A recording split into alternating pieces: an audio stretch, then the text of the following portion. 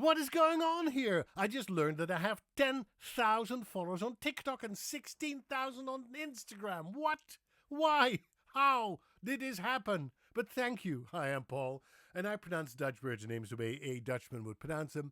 And I also do a series on English words and expressions they never bothered to teach me in school. At some point, somebody in the comments asked me, Paul, I want to know a little bit more about you personally. You always talk about language, you talk about the Netherlands, you talk about the English language, but who are you as a person? Why don't we get to know you? I want to get to know you so I can relate to you better. And I said, well, the moment I reach 10,000 views, 10,000 subscribers, I will talk a little bit about myself because I don't think I'm that interesting. I lead a very boring life here in the northern part of Vermont. We are very close to the Canadian border. It takes a 10-minute drive and you're out of the country.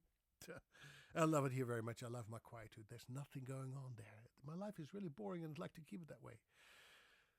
Why am I doing this is one of the questions people ask because, don't I have better things to do with my life? Well, I'm the social media manager, that's my official title, of my wife's little company. I don't say this in a belittling way, but it's just a small enterprise. She teaches piano lessons and flute lessons to anyone who wants to learn the piano and the flute, and she has focused on group lessons in what we call here the Northeast Kingdom of Vermont. It's the northern provinces, or counties, if you will, in Vermont.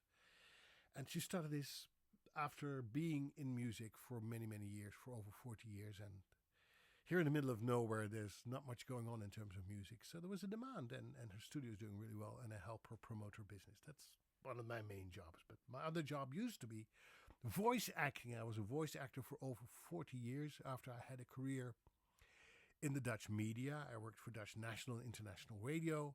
So hence my affinity with this little thing here, the microphone, and talking to people that are not there, I used to be the disembodied voice, the voiceover that you heard but never saw. And I decided, because I was very shy, I'm still very shy, to make the move from being off camera to being on camera, from invisible to be visible.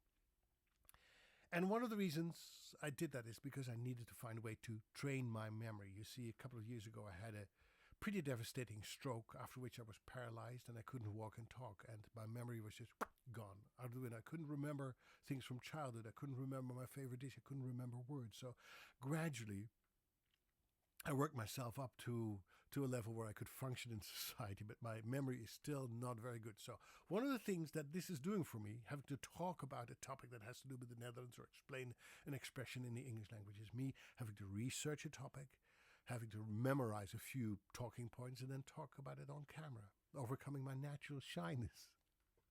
Thank you so much for following me. I'll be here next time. See you tomorrow. Have a great day. Till teens. Bye-bye.